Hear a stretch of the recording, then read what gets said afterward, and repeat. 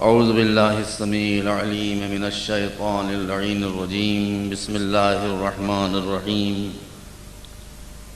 الحمد للہ رب العالمین بارئ الخلائق اجمعین والصلاة والسلام والتحیۃ والاکرام علی سیدنا ونبینا وشفیعنا ابی القاسم محمد اما بعد فقال اللہ سبحانہ تبارک وتعالی فی کتابہ المجید وفرقانہ الحکیم وقولہ الحق الذین آمنوا ولم يلبسوا ایمانہم بظلم اولئک لہم الامن وہم مہتدون صلوات محمد وآل محمد۔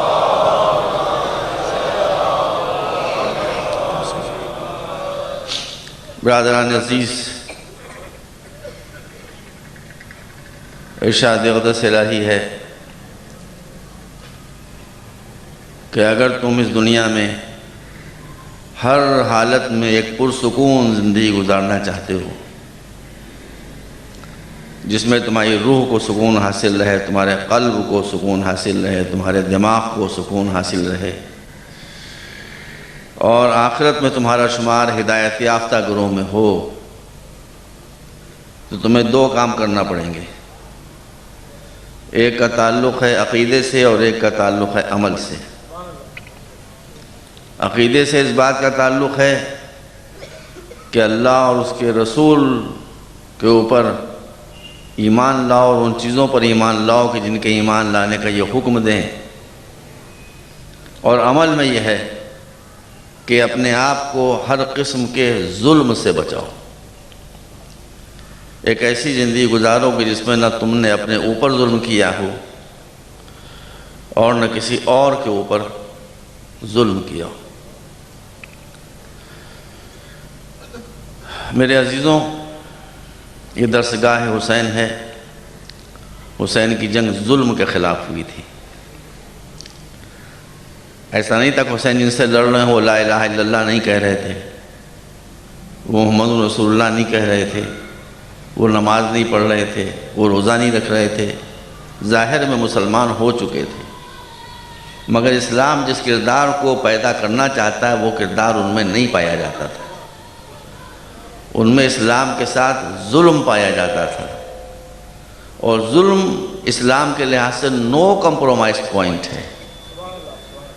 اس نقطے کے اوپر اسلام صلح کرنے کے لیے تیار نہیں ہے، غور کرنے کے لیے تیار نہیں ہے۔ عزیزوں، ہم غلط فہمیوں کا ذرا شکار رہتے ہیں۔ مجلسیں اس لیے ہیں کہ غلط باتوں کو، غلط تخیلات کو آپ کے ذہن سے کھرچا جائے اور صحیح باتوں کو بتایا جائے۔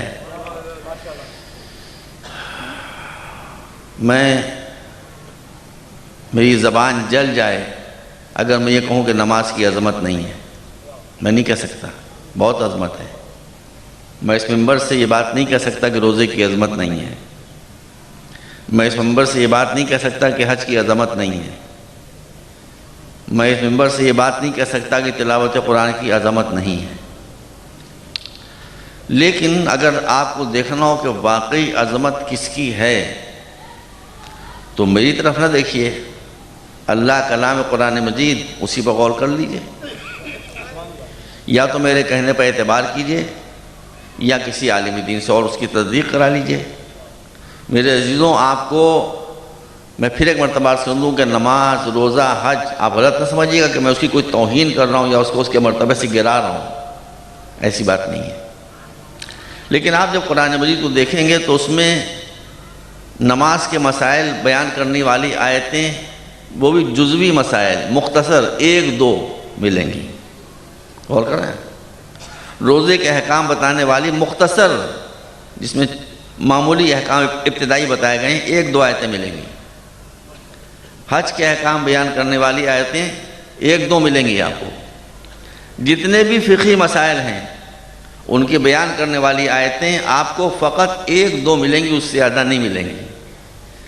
لیکن قرآن بھرا ہوا ہے ان آیتوں سے کہ جس میں آپ کو بحیثیت انسان یہ لائے عمل دیا گیا ہے کہ آپ انسان کی حیثیت سے زندگی کیسے گزاریں گے۔ تو آپ کو یہ دیکھنا چاہیے کہ قرآن میں پروپورشن کیا ہے، قرآن میں تناسب کیا ہے۔ نماز بہت اہم ہے، میں نماز کی اہمیت سے انکار نہیں کر رہا ہوں، مگر میں وہی کہتا ہوں جو قرآن نے کہا، جو رسول نے کہا، جو امام نے کہا۔ امام جعفر صادق کیا فرماتے ہیں؟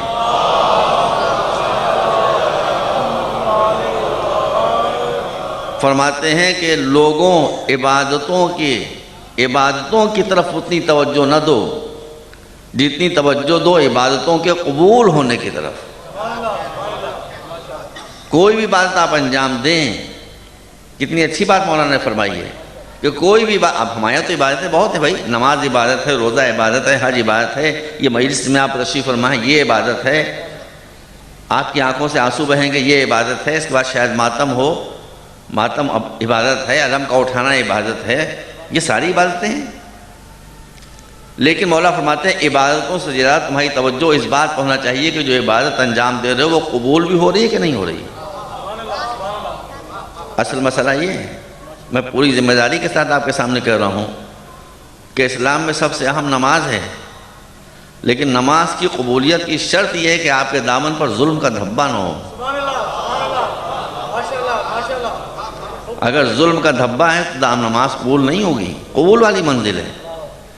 روزہ بہت اہم ہے، مگر روزے کی قبولیت کی شرط یہ ہے کہ آپ کے کردار سے ظلم کا خاتمہ ہو گیا ہو۔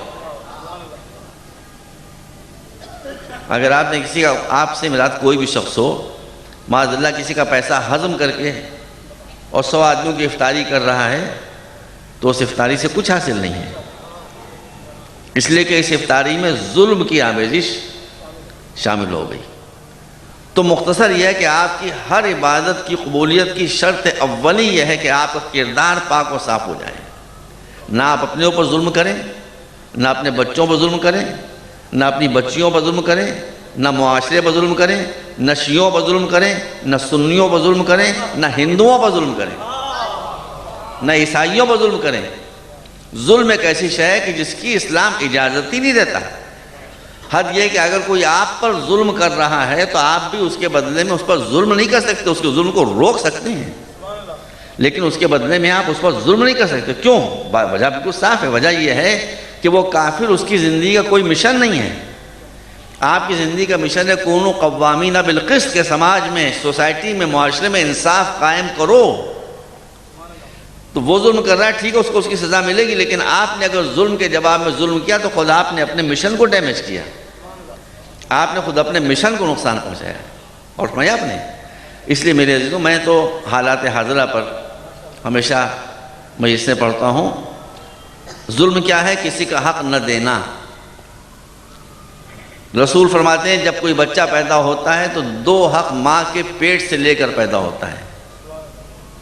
ماں کے پیٹ سے ہر بچہ مسلمان 2 حق لے کر پیدا ہوتا ہے۔ ایک یہ کہ اس کا اچھا نام رکھو۔ غور کر رہے ہیں؟ اچھا نام کیوں رکھو؟ اب آپ کے یہاں، ہمارے یہاں کیسے کیسے الٹے سیدھے نام رکھے جاتے ہیں۔ اچھا نام کیوں رکھو؟ اس لیے کہ نام کا اثر انسان کے کردار پر پڑتا ہے۔ اب عربوں میں کیسے کیسے نام ہے اس کو میں کہنا نہیں چاہتا، وہ ایک الگ مرحلہ ہے۔ وہ نام کیوں ہوتے تھے؟ ویسے کوئی شے بغیر وجہ کے نہیں ہوتی۔ عربوں کا اسلام سے پہلے یہ کسٹم تھا، یہ رسم تھی ان کے یہاں کہ بچے کے پیدا ہونے کے بعد باپ کی نظر جس شے پر پڑ جاتی تھی وہی نام رکھ دیتا تھا بچے کا۔ سمجھ گیا؟ یہ ان کا کسٹم تھا کہ بچہ پیدا ہوا اور نظر اٹھا کے دیکھا، جس شے پر نظر پڑ گئی وہی نام انہوں نے رکھ دیا۔ بچہ پیدا ہوا اور نظر پڑ گئی ان کی چٹان کے اوپر، پتھر کی چٹان، چٹان کیا کہتے ہیں؟ حجر، انہیں حجر نام رکھ دیا۔ اب انہی حجر کے بیٹے تھے جو اسلام کے بڑے مورخ بنے، ابن حجر مکی۔ یہ بیک گراؤنڈ آپ کی نظروں میں رہنا چاہیے۔ باقی زیادہ ناموں کے بارے میں میں کہنا نہیں چاہتا، میں نے مختصر عرض کر دیا کہ جو نام آپ کو اس طرح کے دکھائی دیتے ہیں تو ان کا کسٹم تھا یہ کہ بچے کی پیدائش ہونے کے بعد جس شے پر نظر پڑتی، بلی پر نظر پڑا کے انہوں نے ابو ہریرہ نام رکھ دیا۔ بھئی اب اس کی بیک گراؤنڈ میں کیا بتاؤں آپ کو؟ تو جس شے پر نظر پڑ جاتی تھی اس شے کا نام رکھ دیتے تھے۔ اسلام نے کیا کہا؟ اسلام نے کہا نام کا اثر بچے کے کردار پر پڑتا ہے۔ اب اسلام میں آپ دیکھ لیجئے جو پنجتن پاک ہیں،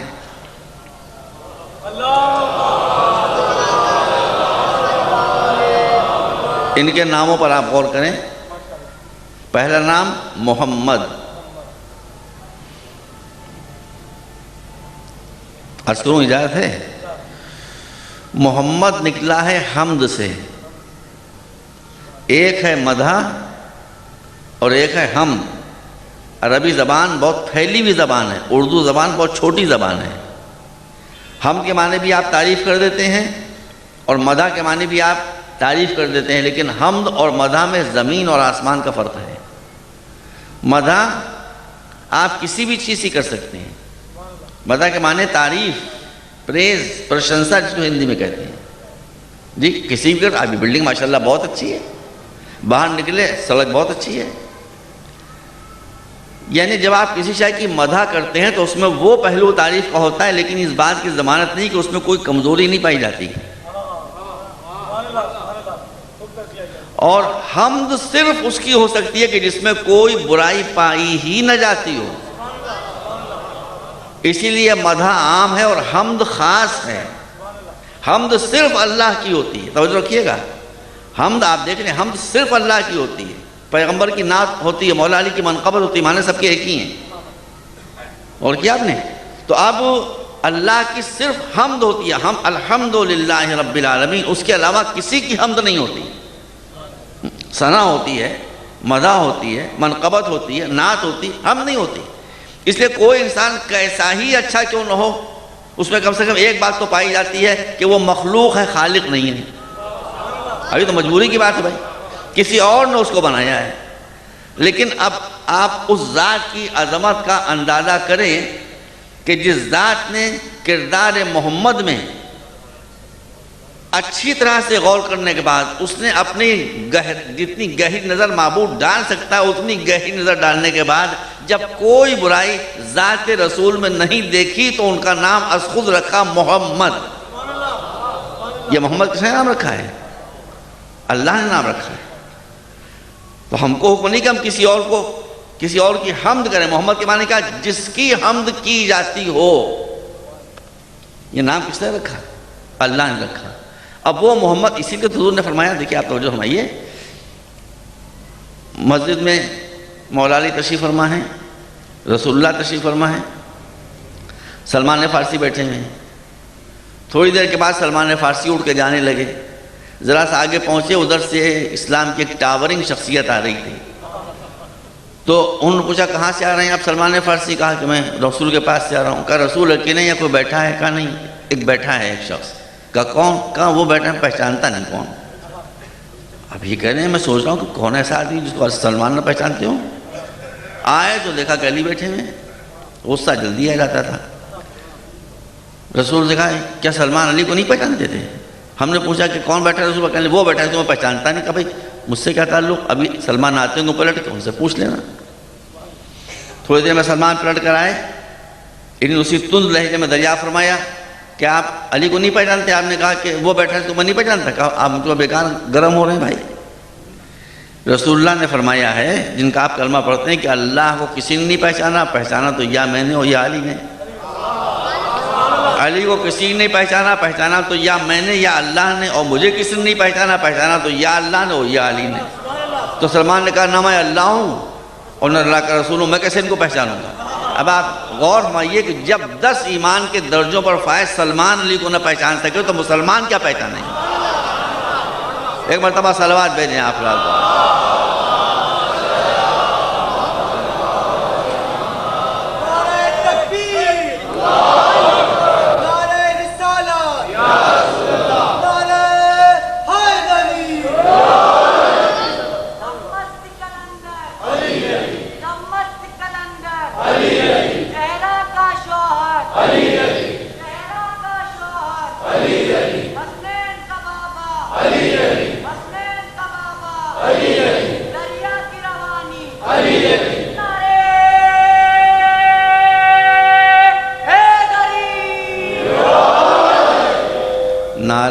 آنا بہت اچھی بات ہے، مگر میری مجلس کا وقت فکس ہوتا ہے، اتنا ہی ٹائم کٹ جاتا ہے، میری مشکل یہ ہوتی ہے۔ ایک مرتبہ صلوات بھیجیں آپ پر۔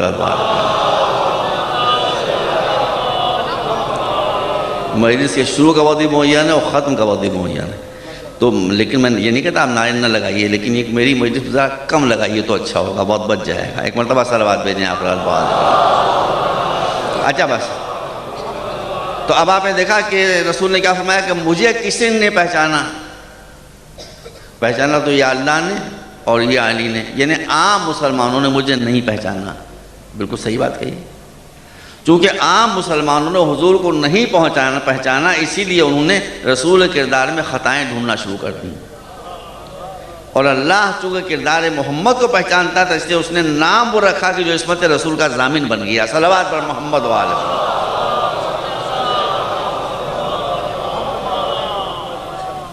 ایک نام ہو گیا۔ اچھا آپ یہ بتائیے کہ نام کون رکھتا ہے؟ ہمیشہ خاندان کا جو بزرگ ہوتا ہے وہ بچے کا نام رکھتا ہے۔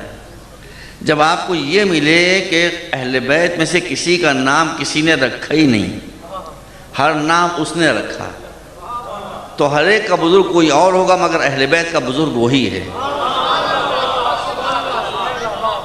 تو اب علی کا نام کس نے رکھا؟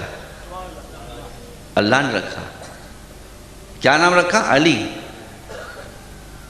ابو طالب تو کوئی اور نام رکھا تھا، مگر پیغمبر نے آ کر کہا کہ وہ کہہ رہا ہے کہ آپ کا نام میں نے اپنے نام سے مشتق کر کے محمد رکھا ہے، اور اس کا نام اپنے نام سے مشتق کر کے علی رکھا ہے۔ دیکھیے جو میں نے بات کہی تھی آپ کے سامنے کہ نام کا اثر کردار پر پڑتا ہے یا کردار کو دیکھ کے نام رکھا جائے۔ اب ہم تو نام رکھیں گے اس لحاظ سے، اس امید میں کہ بچے کا یہی کردار ہونا چاہیے، مگر جب وہ نام رکھے گا تو وہ تو عالم الغیب ہے، وہ بچے کی زندگی کا پورا کردار دیکھ کے اس کردار کے مطابق نام رکھے گا۔ غلط تو نہیں کہہ رہا ہوں؟ اب اس نے مولا کا نام کیا رکھا؟ علی۔ علی کے معنی ہے سب سے اونچا، علی کے معنی ہے سب سے بلند۔ جب میں نے بتایا کہ علی کے معنی ہے سب سے اونچا، تو میں بھی سمجھ کے کہہ رہا ہوں آپ کے سامنے، میں آپ سے پوچھنا چاہتا ہوں مولانا کہ آپ کوئی ایسی صفت کمال بتا دیں کہ جس میں علی کسی سے نیچے ہوں۔ ایک کوئی صفت کمال آپ ایسی بتا دیں، ایک کہ جس میں علی کسی سے نیچے ہوں اور کوئی علی سے اونچا ہو۔ ایک مثال آپ کو نہیں ملے گی۔ امانت میں سب سے آگے علی، شجاعت میں سب سے آگے علی، صداقت میں سب سے آگے علی، غریبوں کی خدمت میں سب سے آگے علی۔ دنیا کی کوئی صفت کمال نہیں ہے کہ جس میں علی علی نہ ہو۔ ایک مرتبہ صلوات بھیجیں آپ رات دعا لیں۔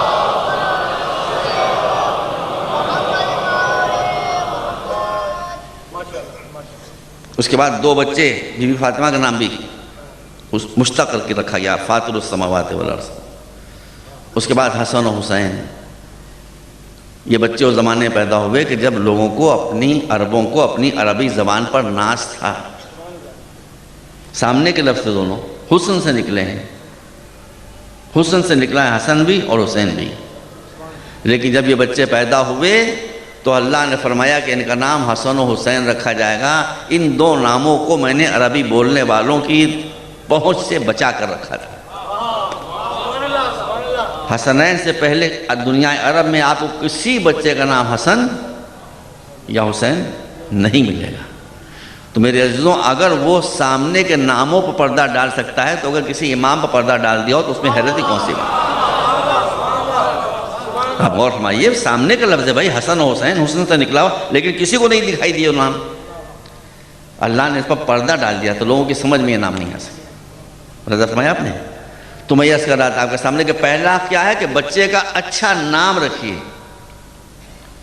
اور اس کے فوراً بعد دوسرا بچہ لے کر کیا پیدا ہوتا ہے کہ اس کو تعلیم سے محروم نہ رکھیے، اس کو بہتر سے بہتر تعلیم دلوائیے۔ ایک مرتبہ صلوات بھیجیں آپ رات دعا۔ اب اس مجلس کے بعد میں یہ نہ سنوں کہ جعفر طیار میں کوئی ہمارا بچہ ایسا ہے جو پڑھنے سے محروم ہے۔ اگر اس محلے میں کوئی بچہ پڑھنے سے محروم ہے تو پورا محلہ ظالم قرار پا جائے گا۔ اپنی ذمہ داریوں کو آپ سمجھیں۔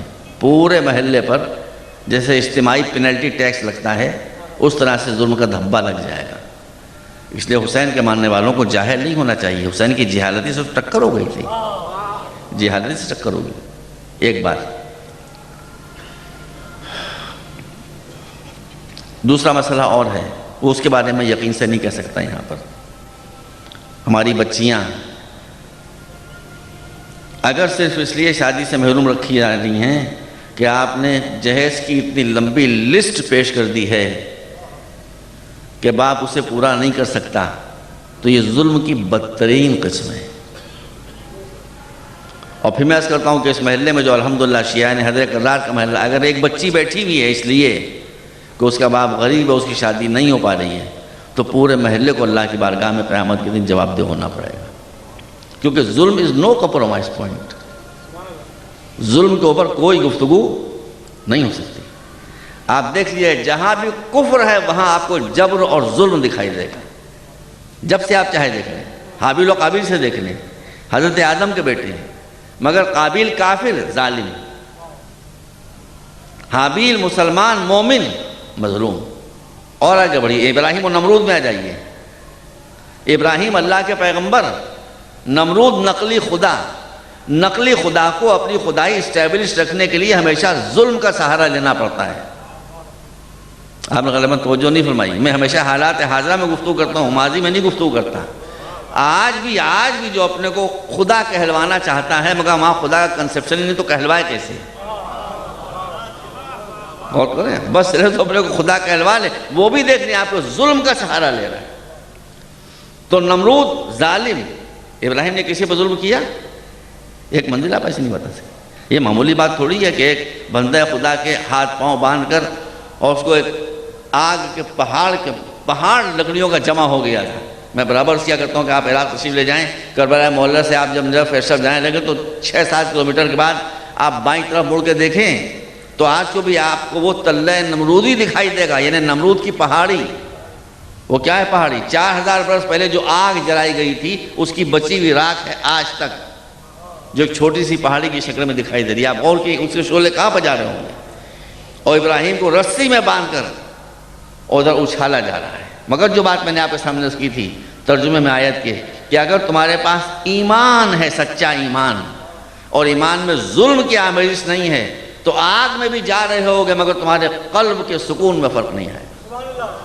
بس آپ دیکھ لیجئے کہ ہوا میں اڑتے ہوئے جا رہے ہیں اور جبرائیل آتے ہیں اور کہتے ہیں کہ خلیل خدا حل لک حاجہ، دل میں کوئی تمنا ہے؟ ابھی چاہتے ہیں کہ بچ جائیں، آگ میں نہ جلیں، تمنا تو جھوٹ تو نہیں بول سکتے۔ تو کیسا جواب دیتے ہیں؟ فرماتے ہیں، کہتے ہیں حل لک حاجہ خلیل خدا، دل میں کوئی تمنا ہے؟ ابراہیم کہتے ہیں اما الیک فلا، تمنا ہے مگر تم سے نہیں کہنا چاہتا۔ تو جبرائیل نے کہا جس سے کہنا چاہتے ہیں اس سے کہہ لیجئے۔ کہا اس سے کہنے کی ضرورت نہیں، وہ دل کی تمنا کو خود جانتا ہے کہ دل میں کیا۔ جب قوت قلب ابراہیم ہو چکا تو ارشاد الہی ہوا کہ یا نار کونی بردوں وسلام علی ابراہیم، اے آگ بس ٹھنڈی ہو جا۔ اگر آگ سے یہی کہا جاتا ہے کہ بس ٹھنڈی ہو جا تو آگ واقعی ٹھنڈی ہو جاتی۔ آپ کی آگ کا ماتم ہوتا ہے کہ آگ ٹھنڈی ہو جاتی ہے؟ آگ ٹھنڈی نہیں ہوتی، آپ کے لیے ٹھنڈی ہو جاتی ہے۔ کوئی دوسرے کو لے آئیے جا کر، جو ہم بیٹھا ہو اس کو لے آئیے اٹھا کے، وہ جل جائے گا بیچارہ۔ تو آگ ٹھنڈی نہیں ہوتی، فقط آپ کے لیے ٹھنڈی ہو جاتی۔ یہ حسین کا زندہ ہے۔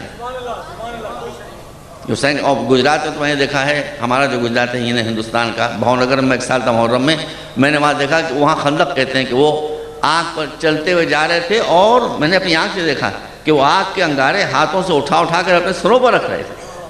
میں نے اپنی آنکھوں سے دیکھا، اور سر کے بال نہیں جل رہے تھے۔ اس سے بڑا حسین کا معجزہ اور کیا ہو سکتا ہے؟ تو آپ غور کیجئے کہ آگ کی طرف جا رہے ہیں اور کہتے ہیں کہ اللہ سے مجھے کچھ نہیں کرنا، وہ دل کا حال جانتا ہے۔ تو ارشاد ہوا کہ اے آگ ٹھنڈی ہو جا مگر فقط ابراہیم کے لیے۔ اور اس کا ثبوت میں آپ کو دے رہا ہوں۔ ابراہیم کو کیسے پھینکا گیا تھا؟ رسیوں میں باندھ کر۔ تو آگ نے رسی کو جلا دیا، اس لیے کہ اگر رسی کو نہ جلاتی تو تھوڑی دیر میں ابراہیم ٹہلتے ہوئے وہاں سے نکل کے نہ آ جاتے۔ رسی جل گئی، مگر چونکہ حکم الہی کی پابند تھی آگ، تو وہ اس خط فاصل کو جانتی تھی کہ ابراہیم کا جسم کہاں سے شروع ہوتا ہے اور رسی کا جسم کہاں پر ختم ہوتا ہے۔ تو رسی کو اس نے جلا دیا جو جسم ابراہیم سے لپٹی ہوئی تھی، مگر ابراہیم کو نہیں جلا سکی۔ اور یہیں سے یہ جملہ آپ کی خدمت میں عرض کر رہا ہوں کہ رسی کا جل جانا اس بات کی دلیل ہے کہ نبی کے جسم سے لپٹنے والے کا جہنم کی آگ سے بچنا ضمانت نہیں ہے۔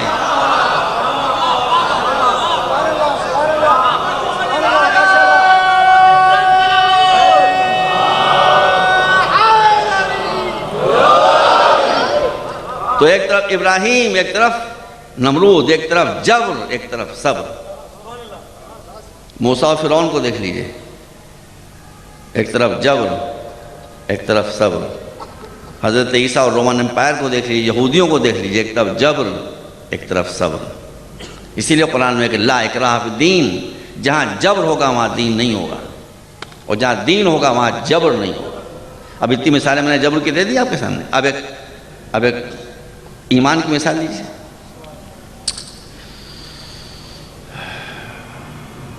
امریکہ میں بہت، اب وہ چلے گئے ہیں اس لیے میں کہہ رہا ہوں، مہمان کے منہ پر تو کوئی بات نہیں کہی جاتی، میں کوئی ویسی بات کہہ بھی نہ ہو کسی کو ناگوار، میں پولیٹیکل کو تقریر کر بھی نہ ہو، لیکن جو بات آپ کے سامنے کی ہے وہ عرض کر رہا ہوں، امریکہ کی بات نہیں بلکہ پورے مغرب کی بات یہ ہے، ویسٹرن ورلڈ کی آزادی آزادی آزادی، Liberty Liberty Liberty, freedom freedom freedom, مگر یہ فریڈم اور آزادی اور لبرٹی کے خوشائند و خوشنما نعرے اسی وقت تک ہیں جب تک وہ لبرٹی ان کے خلاف استعمال نہ ہو جائے۔ مجھے کوئی افسوس نہیں ہے کہ امریکہ نے مجھ پر بین لگا دیا، نہ اس کی وجہ سے میں جل کے کچھ کہہ رہا ہوں، ایسی کوئی بات نہیں، اللہ کا شکر بین لگ گیا، میں امریکہ نہیں جا سکتا، اور میں یہ نہ جانے سے فرق کیا پڑا۔ بھئی امریکن گورنمنٹ نے ایک ذاکر حسین پر پابندی لگا دی، ذکر حسین پر پابندی نہیں لگا سکے۔ ذکر حسین تو اب بھی جا رہا ہے میرا وہاں، انٹرنیٹ کے ذریعے جا رہا ہے، تو مجھے روک لیا مگر میری زبان کو تھوڑی روک سکتے ہیں، مجھے روک لیا مگر میرے پیغام کو نہیں روک سکتے، تو پیغام تو پہنچ گیا وہاں۔ لیکن آپ نے دیکھا ذرا سا کرٹیسائز کیا کسی نے تقریر میں، اس پابندی سے لگ گئی، میرا کیا جرم، کوئی جرم تھوڑی بتایا انہوں نے، اس کے علاوہ کوئی جرم نہیں۔ یہ ہے آج کی ماڈرن ورلڈ کا نفاق۔ اب کل ایمان کا ایمان دیکھیے، پڑھیے تاریخ کو، مولا علی اب خلیفہ وقت ہیں، دنیا ان کو خلیفہ اور حاکم تسلیم کر رہی ہے، مسجد کوفہ ہیں، ممبر پر بیٹھے ہیں، خطبہ دے رہے ہیں اور کہہ رہے ہیں جو پوچھنا پوچھو۔ ایک شخص اٹھتا ہے، اٹھنے کے بعد ایک سوال کرتا ہے، بڑا ٹف کوئسچن، بہت سخت مسئلہ پوچھتا ہے۔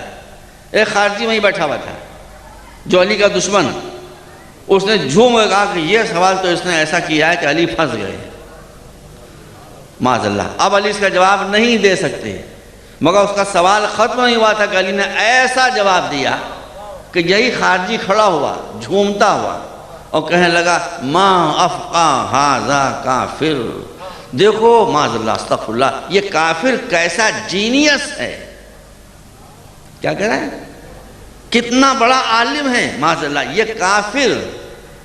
کوئی مجھے یہاں کافر کہے تو میں کیا کروں گا بھائی، میں کچھ نہیں کہوں گا، غصہ تو آ ہی جائے گا، منہ تو لال ہو ہی جائے گا، مگر وہ یہ کہہ رہا ہے معاذ اللہ کہ یہ کافر کتنا عالم ہے، کتنا بڑا عالم ہے۔ اور مولا علی مسکرا رہے ہیں، کوئی پابندی نہیں لگتی، فرماتے ہیں تو مجھے کافر کہتا رہے، تیرے مسجد میں آنے پر پابندی نہیں لگے گی، پڑھیے تاریخ کو، تیرے مسجد میں آنے پر پابندی نہیں لگے گی، تو آتا رہے، مجھے جو کہنا چاہے کہتا رہے، اور تیرا جو وظیفہ بیت المال سے معین ہے اس میں کٹوتی نہیں ہوگی، کچھ پیسے اس میں سے کاٹے نہیں جائیں گے۔ اب کٹوتی میں ہندوستان کا لفظ بھول گیا، اس میں پیسہ نہیں کاٹا جائے گا، وہ بھی تجھے ملتا رہے گا، لیکن دیکھیں ظلم میرا موضوع ہے، فرماتے ہیں میری ذات پر حملے کر، میری شان میں گستاخی کر، میری توہین کر، نہ وظیفہ بند ہوگا بیت المال سے، نہ مسجد میں آنے پر پابندی ہوگی، لیکن اس بات کو یاد رکھ کہ اگر تو وائلنٹ ہو گیا، اگر تیری قوم والے متشدد ہو گئے اور انہوں نے بے خطا لوگوں کو قتل کرنا شروع کر دیا، تو پھر یہ تلوار بدر والی ابھی میرے پہلو میں لٹک رہی ہے، پھر یہ احد والی تلوار میری ذات پر حملے کرے گا تو میں کچھ ریٹیلیٹ نہیں کروں گا، کوئی بدلہ نہیں لوں گا، لیکن اگر خلق خدا پر ظلم کیا تو یہ تلوار ہے ہی اس لیے کہ ظالموں کی گردن کاٹ دے۔ اور سمجھا آپ نے، اور اسی لیے جب ان خوارج نے ظلم شروع کیا، کیا بیٹا بیچ میں پڑھتے نہ لایا کرو، اس میں بھول جاتے ہیں، اچھا ٹھیک ہے بیٹا، اچھا ایک مرتبہ صلوات دیں آپ کو۔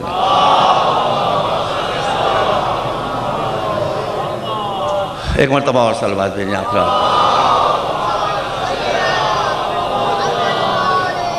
بس تو آج کی مجلس کا خلاصہ یہ ہے کہ ہر گناہ سے آپ بچیں، لیکن خدا کے لیے اس سے بچیں. ستائیے نہیں کسی کو، دکھ نہ پہنچائیے کسی کو، کوئی ایسی بات نہ کیجیے کسی کی آنکھ سے آنسو ٹپکنے لگے، کسی کے منہ سے آہ نکلے، یہ بات نہ کیجیے. یہ بات حسینیوں کے شان نہیں ہے. اس لیے کہ حسین کی جنگ کربلا کے میدان میں عزیزوں ظلم کے خلاف ہوئی تھی. اور آپ کا امام جو آنے والا ہے، جس کا آپ انتظار کر رہے ہیں، جس کے لیے آپ فرماتے ہیں کہ ان کے ظہور میں تاجیل ہو، ان کا مشن کیا ہے؟ ان کا مشن بھی یہی ہے کہ یملؤ الارض قسطا وعدلا کما ملئت ظلما وجورا، کہ جس طرح سے دنیا ظلم سے بھر گئی ہوگی، وہ خالی ظلم کو مٹانے کے لیے آئیں گے. ابھی میں وہاں مجلس میں پڑھ رہا تھا اسلام آباد میں، تو سنی حضرات بھی وہاں مجلسوں میں تشریف لاتے تھے. تو ایک سنی بزرگ تھے، انہوں نے مجھ سے سوال کیا، آنا چاہیے سنیوں کو مجلسوں میں. بھائی ایسی بات نہیں ہے، سب گڑبڑ ہوتی، نہ آنے سے لوگ الٹی سیدھی باتیں کہتے ہیں ایک دوسرے کے بارے میں. تو ہر ایک کے اجتماع میں دوسرے کے فرقے کے لوگوں کو جانا چاہیے، تاکہ زبانوں پر ذرا چیک لگے، زبانوں پر ذرا کنٹرول ہو. لوگ معلوم کیا کیا باتیں اڑایا کرتے ہیں. لیکن وہ وہاں لوگ سنی آتے تھے، تو انہوں نے پرچہ مجھے بھیجا کہ ہم امام زمانہ کے سنی ہیں، مگر ہم امام کو مانتے ہیں، مگر ایک بات ہماری سمجھ میں نہیں آتی کہ جب وہ غیبت کے پردے میں چھپے ہوئے تو ان سے ہدایت کیسے لیں. تو میں نے وہیں پر عرض کیا کہ پہلا مسئلہ تو یہ ہے کہ شیطان مجھے بہکا رہا ہے. اچھا وہ سمجھے نہیں میری بات. میں نے کہا شیطان مجھے بہکا رہا ہے. پھر میں نے وضاحت کی کہ بھائی شیطان بھی تو غیبت میں ہے، وہ بہکا کیسے رہا ہے؟ تو یہ تو عجیب بات ہے کہ شیطان پہ ایمان ہو، امام پہ ایمان نہ ہو. اور اس کے بعد میں دیکھیے دوسرا میسیج اور آخری میسیج آپ کو یہ دے کے جا رہا ہوں کہ اگر آپ اپنے مذہب پر برقرار رکھنا چاہتے ہیں تو سائنس اور ٹیکنالوجی سے گھبرائیے نہیں، پھان پڑیے اس میں. یہ آپ کی دنیا بنائیں گے اور مذہب بھی آپ کو مضبوط ہوگا. تو میں نے عرض کیا وہاں کے اوپر آپ بھی سن لیجئے. میں نے عرض کیا کہ آپ یہ مجھ سے پوچھنا چاہتے ہیں کہ غیبت کے پردے میں امام تو ہدایت کیسے کر سکتے ہیں، تو یہاں تو میں نہیں بتا سکتا اسلام آباد میں، لیکن میرے ساتھ یورپ چلیے. آپ یقین کیجیے جو لوگ یورپ گئے ان سے پوچھ لیجئے کیا وہ سسٹم ختم ہو گیا کہ آپ پوچھتے پھر رہے ہیں کہ فلاں جگہ جانا ہے تو کس گلی میں جاؤں، کس سڑک پر جاؤں، کس کوچے میں جاؤں، کس چوراہے سے. وہ دور ختم ہو گیا. میں نارتھ لندن میں تھا، شمالی لندن میں، اور جنوبی لندن میں ایک صاحب سے ملنے کے لیے جانا تھا. میں نے اپنے میزبان سے کہا نوجوان تک مجھے وہاں تک پہنچا، تو دور تک کافی 20-25 کلومیٹر، اور لندن شہر کے اندر سے ہوتے ہوئے جانا تھا. تو میں نے کہا ٹیلی فون کر کے ان سے ڈائریکشن لے لو، راستہ پوچھتا تاکہ پہنچنے میں آسانی ہو. کہا یہ بیٹھیے. اب میں نے کہا بھائی ڈائریکشن تو لو، آپ بیٹھیے تو آ کے. اب بیٹھ گیا. BMW کار تھی، میں بھی ایک سیٹ بیٹھ گیا. اس کار میں آگے تھوڑا سا اسکرین لگا تھا کمپیوٹر کا. کہ لے پتہ بتائیے. کیا میں نے پتہ دیا، اسٹریٹ نمبر فلاں، ایریا فلاں، نمبر مکان اتنا. وہ کمپیوٹر میں اس نے فیڈ کیا، سامنے لندن کا نقشہ آ گیا، اور جہاں میں جانے والا تھا وہاں پر فلیشنگ ہونے لگی کہ آپ کو یہاں پر جانا. کا بابا یہ تو خوب ہو رہا ہے. اس کے بعد وہاں سے آواز آئی کہ ناؤ میک اے، کیا کہتے ہیں اس کو، you turn. Now make a you turn. اپنی کار کو لے کے سڑک پر آئیے. اب سڑک پر جب گاڑی آ گئی تو وہاں سے رہنما آواز بھی آ رہی ہے، اور سڑک کا نقشہ بھی آ رہا ہے، اور چلتی ہوئی کار بھی دکھائی دے رہی ہے. آواز آ رہی ہے اب دائیں مڑیے، اب بائیں مڑیے، اب سامنے جائیے، آگے چوراہا آئے گا، چوراہے سے بائیں طرف مڑ جائیے گا. توجہ فرمائی آپ نے. اے بھائی اس نے مجھے لے جا کر دروازے کے سامنے کھڑا کر کے یہ اعلان کر دیا کہ now you have reached your destination. آپ کی منزل آ گئی. پیج در پیج سڑکوں سے کہیں پوچھے بغیر. تو میں نے پوچھا یہ کہاں سے ہدایت ہو رہی ہے؟ ان کا یہ آسمان میں ایک سیٹلائٹ ہے. ایک سیٹلائٹ ہے جو پورے یورپ کو گائیڈ کر رہا ہے. وہ ایک لندن کے لیے گائیڈ نہیں تھا، پورے یورپ کے لیے. یورپ کے کسی شہر میں پہنچ جائیں، اگر آپ پاس وہ نیویگیشنل سسٹم لگا ہوا ہے تو وہ سیٹلائٹ آپ کو گائیڈ کر کے آپ کی منزل تک پہنچا دے گا. لاکھوں کاریں ایک وقت میں ایک سیٹلائٹ سے کنٹرول ہو رہی ہیں. وہ سب کی رہنمائی کر رہا ہے. تو میں نے کہا سیٹلائٹ نیویگیشن نے بتایا کہ ہدایت دینے کے لیے دیدار کی نہیں، رابطے کی ضرورت ہوتی ہے. تو ایک سیٹلائٹ اگر لاکھوں لوگوں کی ہدایت کر سکتا ہے تو امام زمانہ غیبت میں رہ کر کیوں نہیں ہماری ہدایت کر سکتا؟ فقط رابطے کی شرط ہے. صلوات بر محمد و آل محمد.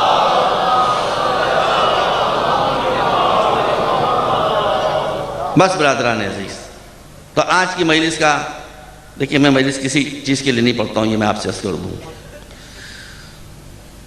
ایک اپیل کے لیے پڑھتا ہوں کہ آپ آج کی مجلس سے جب چلیں تو یہ حضر کریں گے کہ ہم آج سے کسی پر ظلم نہیں کر کے حسین سے وفاداری کا ثبوت دیں گے، اس لیے کہ حسین کی جنگ کربلا کے میدان میں ظلم کے خلاف تھی۔ نمازیں تو وہ لوگ پڑھ رہے تھے، روزے رکھ رہے تھے، حج کر رہے تھے۔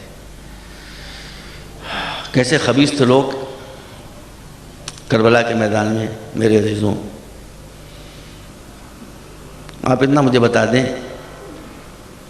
اب اس میں مسئلے میں اختلاف ہے، لیکن جو شخصیت محبوب ہوتی ہے اس کی تصویر سے بھی انسان کو محبت ہوتی ہے۔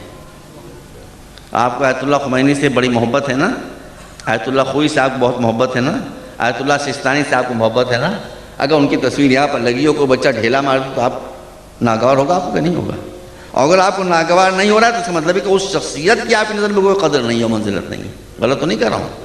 کوئی بچہ بھی ڈھیلا مارے گا، آپ بچے کو بچہ ہے، آپ ڈانٹیں گے ضرور اس کو کہ آئندہ حرکت نہ کرنا، لیکن اگر آپ کی پیشانی پر شکن نہیں پڑی تو اس کا مطلب ہے کہ تصویر کا مسئلہ نہیں ہے، اصل جس کی تصویر ہے اس کی عظمت آپ کے دل میں کچھ نہیں ہے۔ تو میں کہتا ہوں کربلا کے میدان میں سب کو قتل کیا تھا، اگر تصویر پیغمبر آ گئی تھی، شبیہ پیغمبر، اور کسی کو نہیں مانا تھا تو حسین نے بتا دیا تھا کہ اللہم اشہد علی ہؤلاء القوم، اے پالنے والے گواہ رہنا کہ وہ بچہ مرنے کے لیے جاتا ہے جو صورت و سیرت میں، رفتار و گفتار میں میرے نانا کی تصویر تھا۔ جب ہمارا دل چاہتا تھا کہ نانا کی زیارت کر لیں تو ہم بچے کو بلا کے زیارت کر لیا کرتے تھے، اور وہ بچہ آیا۔ عزیزوں، کیا اس بچے پر رحم کیا گیا؟ بس میں صاحب زیادہ نہیں پڑھوں گا، ابھی تابوت اٹھے گا اسی شہزادے کا۔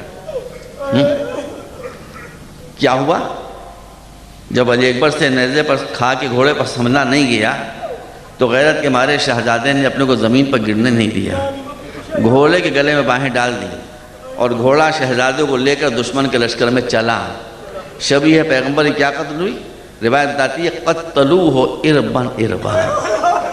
لوگوں نے دیکھا کہ شبیہ پیغمبر جب گھوڑے کے گلے میں باہیں ڈالے ہوئے بے بس ہے تو جس کے ہاتھ میں جو ہتھیار تھا وہ اس نے استعمال کر لیا، جس میں علی اکبر کے ٹکڑے ٹکڑے ہو گئے۔ بس ہزاروں جب یوں بھی نہ سنبھلا گیا تو ایک مرتبہ آواز دی، یا ابتاہ علیکم منی السلام، اے بابا میرا سلام آخر قبول کیجئے۔ میں کہتا ہوں میرا شہزادے، جو بھی شہید گرا اس نے گرتے گرتے مولا کو آواز دی کہ میری مدد کو آئیے۔ آپ مدد کیوں نہیں پکار رہے ہیں، یہ سلام کیوں کر رہے ہیں؟ تو شاید جواب دے گا شہزادہ کیسے بلاؤں، اس لیے کہ میں اپنے بابا کی حالت جانتا تھا۔ جو بھی شہید گرا جب حسین اس کے سراہنے چلے تو کوئی نہ کوئی سہارا دینے کے لیے موجود تھا، لیکن اب حسین کے پاس کوئی نہیں تھا، اس لیے میں اس کر رہا تھا کہ میرا سلام آخر قبول کر لیجیے اور آنے کی زحمت نہ کیجیے۔ ہزاروں بھی تابوت برآمد ہونے والا ہے، 2 منٹ کی مجھے اجازت دے دیں۔ آپ نے سینکڑوں مجلسیں سنی ہوں گی، ذرا اپنے حافظے پر آپ زور دیجئے، آپ کو یاد آ جائے گا کہ جب بھی حسین کے کسی سپاہی نے حسین کو پکارا ہے تو حسین تیر کی طرح سے اس کے سرانے پہنچ گئے۔ غلط تو نہیں کر رہا ہوں؟ حر کا بیٹا ہو، حر ہو، حبیب نے مظاہر ہو، زہیر قین ہو، مولا عباس ہو، قاسم ہو، کوئی بھی ہو، پکارا اور مولا سرانے کھڑے میں ہیں۔ لیکن بس ایک علی اکبر کی نوبت یہ ہے کہ جب یہ بچہ سلام آخر کرتا ہے تو حسین چل رہے ہیں، مگر عالم یہ ہے کبھی گرتے ہیں کبھی اٹھتے ہیں، اور فرماتے جا رہے ہیں بیٹا بیٹا بیٹا میری آنکھوں کی روشنی ختم ہو گئی، مجھے راستہ نہیں دکھائی دے رہا۔ عزیزوں، ہم کسی گھوڑے ووڑے کو پوچھتے نہیں ہیں، مگر ہم احسان فراموش بھی نہیں ہیں، ہم احسان فراموش نہیں ہیں۔ سگے اصحاب کہف نے اصحاب کہف کا ساتھ دیا تو قرآن نے اس کا ذکر کر دیا۔ اب گھوڑوں نے اگر یہاں کربلا کے میدان میں خدمت کی، ان کا ذکر ایسا نہ کریں۔ حسین کو کوئی راستہ بتانے والے تھا، ہے ہی کون جو راستہ بتائے؟ یہ علی اکبر کا گھوڑا تھا کہ جو آیا اس نے امام صاحبہ کا دامن پکڑا اپنے دانتوں سے اور لے جا کر بچے کی لاش تک پہنچایا۔ بس زیادہ زحمت آپ ہی ختم ہو رہی ہے۔ حسین نے بچے کو دم توڑتے ہوئے دیکھا، فرمایا یا بنی علی الدنیا بعدک لفا، اے بیٹا تیرے بعد زندگانی دنیا پر خاک ہے۔ علی اکبر نے رگڑ رگڑ کر اپنے پاؤں دم توڑ دیا۔ حسین نے بچے کی لاش اٹھانا چاہیے، بس عزیزانو مجلس ختم ہو رہی ہے، 1 منٹ میں مجلس ختم ہو رہی ہے۔ بچے کی لاش اٹھانا چاہیے، مگر جس نے حر کے بیٹے کی لاش اٹھا لی تھی اس سے اپنے بچے کی لاش نہیں اٹھ سکی۔ ابھی آپ لوگ تابوت اٹھائیں گے شہزادے کا، تابوت اٹھانے والوں کربلا میں آ کر علی اکبر کی لاش اٹھا لو۔ حسین چاروں طرف دیکھ رہے ہیں، کوئی مدد کرنے والا نہیں دکھائی دیتا۔ ایک مرتبہ دیکھا کہ خیمے کے سامنے کچھ بچے نکل آئے، کہا بنی ہاشم کے بچوں آؤ، آ کر اپنے بھائی کا جنازہ اٹھا کر لے چلو۔ معصوم بچوں نے اکبر کی لاش اٹھائی، حسین پیچھے پیچھے ماتم کرتے ہوئے چلے، لا کے خیمے کے در پر لاش رکھی، بیویاں تڑپ کر خیمے کے باہر آ گئیں۔ بس سرداروں ایک روایت آدھے منٹ میں زحمت آبی ختم، مجلس سے ماتم بپا رہی، والیہ والیہ کی آوازیں بلند ہوتی رہیں۔ تھوڑی دیر کے بعد شہزادی زینب نے دیکھا اور فضہ سے کہا فضہ کیا بات ہے؟ میں آ گئی علی اکبر کی لاش پر، ام کلثوم آ گئی، رقیہ آ گئی، رباب آ گئی، لیکن کیا ماں کو خبر نہیں ہے؟ لیلا کدھر ہے؟ جاؤ جا کر لیلا کو بتاؤ کہ بچے کی لاش آ گئی، آ کر دیدار کر لے۔ اب فضہ کا بیان یہ ہے کہ زینب کے فرمانے کے بعد جب میں خیمہ لیلا میں داخل ہوئی تو میں نے دیکھا کہ بی بی خیمے کے اندر دوڑتی پھر رہی ہے، کبھی اس قناع سے ٹکراتی ہے، کبھی اس قناع سے ٹکراتی ہے۔ میں نے پوچھا بی بی کیا ہو رہا ہے؟ کہا فضہ اچھا ہوا تم آ گئی، میں نے سنا میرے بچے کی لاش آ گئی ہے مگر مجھے خیمے کا دروازہ نہیں دکھائی دے رہا ہے، میرا ہاتھ پکڑ کر مجھے میرے بچے کی لاش تک پہنچا دو۔ وَسَيَعْلَمُ الَّذِينَ ظَلَمُوا أَيَّ مُنقَلَبٍ يَنقَلِبُونَ اللهم اغفر للمؤمنين والمسلمين والمسلمات